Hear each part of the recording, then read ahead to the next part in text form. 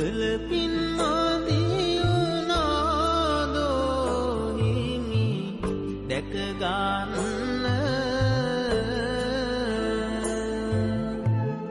බුදු හිමි වාඩින කොට පායුග නමදින්න වනමල් නෙලා සිරිපාමුල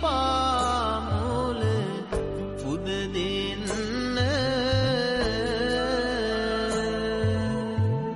පින් පුරවන් පුතේ මේ තමයි ඉදිකටු පාන කියන තැන. මෙතන බලනවා නේද මේ නූල් ටික. මිනිස්සු මෙතන නූල් බැඳන්නේ තමන්ගේ ප්‍රාර්ථනා හිතෙන් දාගෙන. ඒ කියන්නේ සියා මේ නූල් බැඳන එකනේ විශ්යක් කරගන්න වගේද?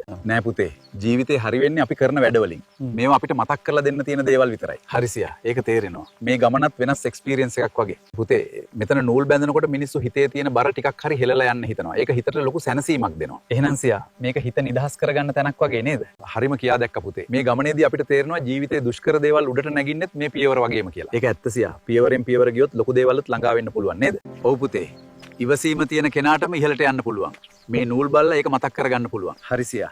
දැන් මේ ගමන්ට අර්ථයක් තියෙනවා වගේ දැනෙනවා. පුතේ මේ වගේ තැන්වල අපි ඉගෙන ගන්න ලෙසන් එක තමයි බාහිර දේවල්ට වඩා ඇතුළත හිත හදාගන්න එක වැදගත් කියලා. හරි සියා. මමත් ඒක මතක තියාගන්න.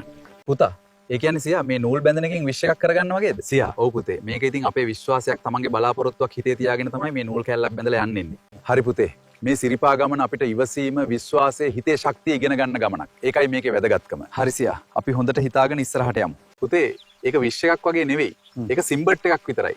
වැදගත්ම දේ තමයි අපි හිත හොඳට තියාගෙන යන එක. එහෙනම් සියා නූල් බැඳලාම හැමදේම හරි වෙන්නේ නැද්ද? නෑ පුතේ.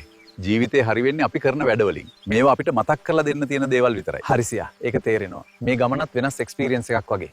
හරි පුතේ. මේ සිරිපා ගමන අපිට ඉවසීම විශ්වාසය හිතේ ශක්තිය ඉගෙන ගන්න ගමනක්. ඒකයි මේකේ වැදගත්කම. හරි සියා.